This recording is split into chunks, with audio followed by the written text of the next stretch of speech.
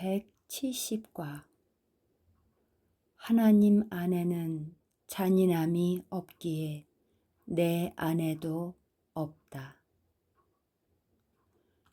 해치려는 의도가 없다면 그 누구도 공격하지 않는다. 여기에는 예외가 있을 수 없다. 내가 자기 방어를 위해 공격한다고 생각할 때 너는 잔인해지는 것이 보호이며 잔인하기 때문에 안전하다고 말하는 것이다.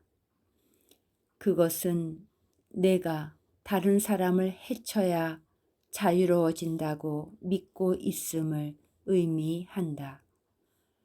또한 그것은 공격함으로써 지금 내가 처한 상태를 뭔가 더 낫고 더 안전하며 위험한 침입과 두려움을 덜 걱정해도 되는 상태로 바꿀 수 있다고 말하는 것이다.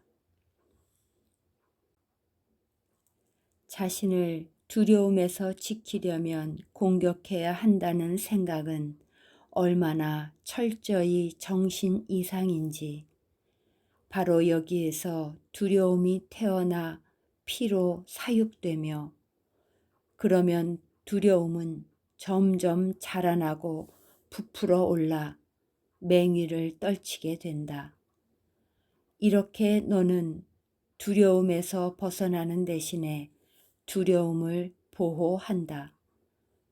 오늘 우리는 너에게서 불필요한 불행과 지연을 상상할 수 없을 정도로 덜어줄 레슨을 배운다. 그것은 다음과 같다. 어떤 것에 맞서 방어할 때 너는 그것을 만들어내는 것이다. 그것은 너의 방어 때문에 실제화되고 벗어날 수 없는 것이 된다. 무기를 내려놓아라. 그제야 너는 비로소 그것이 가짜임을 지각할 것이다. 내가 공격하는 것은 외부의 적처럼 보인다.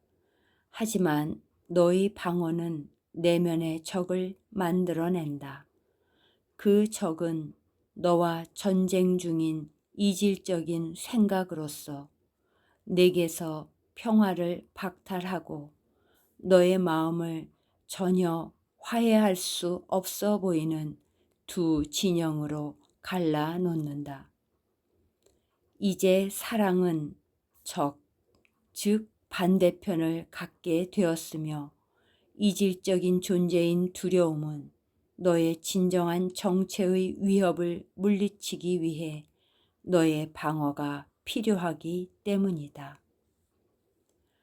내가 지어낸 자기 방어가 자신이 상상한 길을 따라 나아가는 수단을 주의 깊게 살펴본다면 너는 그 생각이 기초한 전제들을 지각할 수 있을 것이다. 첫 번째 전제는 생각들이 자신의 근원을 떠나야 한다는 것이다. 공격을 만들고 먼저 공격을 상상해낸 자는 바로 너다. 하지만 너는 자신의 바깥을 공격하며 내가 만든 분열이 실제라고 철저히 믿으면서 자신의 마음을 공격받을 자로부터 분리한다.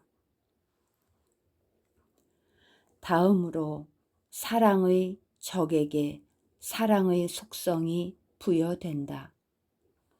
이제 두려움이 너의 안전이자 너의 평화를 보호하는 자가 된다. 너는 두려움에게 돌아서 위로를 청하고 자신의 강함에 대한 의심에서 도피하여 상상할 수도 없이 조용하게 쉴 희망을 달라고 청한다. 이제 사랑은 자신에게만 속한 것을 빼앗김에 따라 두려움의 속성을 부여받는다. 사랑은 너에게 모든 방어수단은 어리석으니 내려놓으라고 요구한다. 너의 무기들은 과연 산산이 부서져 먼지가 될 것이기 때문이다. 그것들은 단지 그러하기 때문이다. 사랑을 적으로 가진 잔인함은 이제 신이 되어야 하고, 신들은 자신의 숭배자들에게 명령하고 복종할 것을 요구하면서 자신에 대한 문제 제기는 거부한다. 그 요구가 합리적인지, 심지어 제정신인지 묻는 자들에게는 가차없이 혹독한 처벌을 내린다. 그 신들은 자신이 항상 자비롭고 정의롭다고 여기는 반면 자신의 적인 사랑은 불합리하고 제정신이 아니라고 여긴다. 오늘 우리는 이 잔인한 신을 냉철하게 바라본다. 비록 그의 입술은 피로 물들고 그에게서 불이 뿜어져 나오는 것 같아도 그는 단지 돌로 만들어졌을 뿐임을 알아차린다. 그는 아무것도 할 수 없다. 우리는 그의 힘에 저항할 필요가 없다. 그에게는 아무런 힘도 없다. 그러한 신에게서 자신의 안전을 보는 자들에게는 그 어떤 수호자도 없으며 위험할 때 불러올 그 어떤 세력도 없고 자신을 위해 싸워줄 그 어떤 힘센 전사도 없다. 이 순간은 끔찍할 수 있다. 하지만 그것은 또한 내가 비천한 노예 상태에서 해방되는 시간일 수도 있다. 너는 이 우상 앞에 서서 그를 정확하게 있는 그대로 보며 선택한다. 너는 사랑으로부터 강탈해 이 아무 생각 없는 돌 조각에게 바치려 했던 것을 다시 사랑에게 돌려줄 것인가? 아니면 그 우상을 대체할 또 다른 우상을 만들 것인가? 잔인함의 신은 많은 형식을 취하기에 너는 또 다른 형식을 찾을 수 있기 때문이다. 하지만 두려움이 두려움에서의 탈출구라고는 생각하지 말라. 이 수업이 평화의 장애물들에 대해 무엇을 강조했는지 기억해 보자. 아무것도 아닌 것이라고 믿기에는 너무 힘든 마지막 장애물. 뚫고 지나갈 수 없고 무시무시하고 도저히 극복할 수 없는 단단한 덩어리로 보이는 장애물은 바로 하나님에 대한 두려움이다. 바로 이것이 두려움의 생각을 신으로 받들어 왕좌에 앉힌 기본 전제다. 두려움은 이제 두려움을 숭배하는 자들에게 사랑을 받으며 사랑에게는 잔인함이 부여되는 듯하다.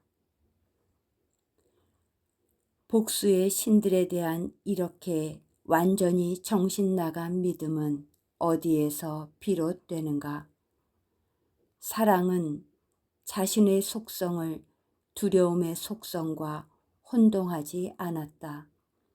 하지만 두려움의 숭배자들은 두려움의 적 안에서 자신의 혼동을 지각하고는 이제 두려움의 잔인함을 사랑의 일부로 지각할 수밖에 없다. 그렇다면 사랑 자체의 가슴보다 더 두려운 것이 무엇이 있겠는가? 그의 입술에는 피가 묻어 있는 듯하고 그로부터는 불꽃이 치솟는다. 따라서 그는 다른 무엇보다 더 무시무시하고 상상할 수 없을 만큼 잔인하며 그를 자신의 하나님으로 인정하는 자들의 목숨을 모조리 앗아간다. 오늘 너의 선택은 확실하다. 너는 내가 조각한 작은 돌덩이를 마지막으로 보고는 더 이상 그것을 신이라 부르지 않을 것이다. 너는 전에도 이곳에 왔었지만 그 잔인한 신이 또 다른 형식으로 곁에 남아있도록 선택했고, 따라서 하나님에 대한 두려움이 너와 함께 돌아왔다. 이번에 너는 그 작은 돌덩이를 여기에 두고 간다. 그리고 너는 그 무게를 벗고 새로운 세상으로 돌아와 그 돌덩이의 보지 못하는 눈이 아니라 너의 선택으로 되찾은 비전으로 그 세상을 바라본다. 이제 너의 눈은 그리스도의 것이며 그는 너의 눈을 통해 본다. 이제 너의 음성은 하나님의 것으로서 하나님의 음성을 반영한다. 그리고 이제 너의 가슴은 영원히 평화롭다. 너는 우상 대신 하나님을 선택했고 너희 창조주가 주신 속성들이 마침내 너에게 회복되었다. 너는 하나님의 부르심을 들었으며 그에 응답했다. 이제 두려움은 사랑에게 자리를 내주었고 하나님이 몸소 잔인함을 대체하신다. 아버지, 우리는 아버지를 닮았습니다. 아버지 안에는 잔인함이 없기에 우리 안에도 잔인함이 없습니다. 아버지의 평화는 곧 우리의 평화입니다. 우리는 오로지 아버지께 받은 것만으로 세상을 축복합니다. 우리는 다시 선택하며 모든 형제들이 우리와 하나임을 알기에 그들을 위해 선택합니다.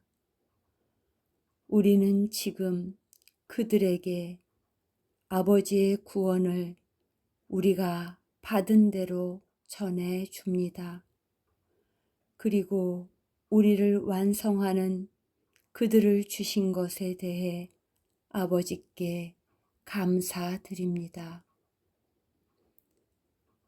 그들 안에서 우리는 아버지의 영광을 보며 그들 안에서 우리는 우리의 평화를 발견합니다. 우리는 정령 거룩합니다. 아버지의 거룩함이 우리를 자유롭게 풀어주었기 때문입니다. 아버지, 감사드립니다. 아멘.